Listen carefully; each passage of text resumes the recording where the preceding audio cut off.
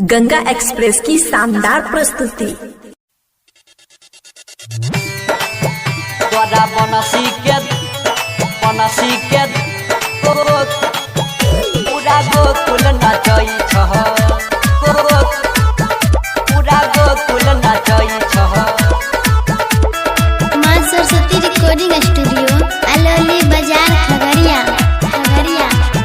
तोरा बनसी के धुन पर पूरा गोकुल नाचै छह। तोरा बनसी के धुन पूरा गोकुल नाचै छह। हे हो माखन चोरा तोरा सब कोई कहै छ।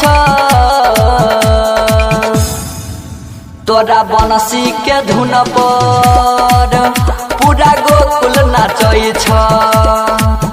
तोरा बनसी के धुन पूरा गोकुल नाचै छ। तोरा बनसी के पूरा गोकुल नाचै। गंगा एक्सप्रेस की शानदार प्रस्तुति। पूरा गोकुल नाचै छ। तोहर गोकुल नगरी में छ बहुते नाम, सबके पूरा करै छ हो बिगड़ल काम। सबके पूरा करै छ हो बिगड़ल काम। तोहर गोकुल नगरी में छ बहुते नाम, सबके पूरा करै छ हो बिगड़ल काम। रस रसिया कहबै छो, माखन तू चुराबै छो। चली यमुना के पानी में सुदामा के पिलाबै छो। यमुना के पानी में सुदामा के पिलाबै छो। हे हो राधा के प्यार में पागल रहै छो। तोरा बनसी के धुन पर पूरा गोकुल नाचै छ। तोरा बनसी के धुन पूरा गोकुल नाचै छ।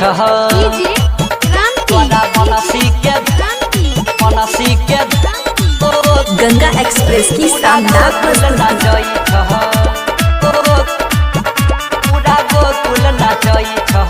छोहो यशोदा मैया के हो तू ताना दान, फोड़ी मटकी माखन के करै छो नेवान। फोड़ी मटकी माखन के करै छो नेवान। छोहो यशोदा मैया के हो तू ताना दान, फोड़ी मटकी माखन के करै छो नेवान। बांसुरी तू बजाबै छो, गोपियन के नचाबै छो। छोहो देवकी के तू लल्ला, सबके कष्ट हरै छो। हे हो गणेश पिंटू अमरजीत कहै छ। तोरा बनसी के धुन पर पूरा गोकुल नाचै छ। तोरा बनसी के धुन पूरा गोकुल नाचै छ। मां सरस्वती रिकॉर्डिंग स्टूडियो अलौली बाजार खगड़िया।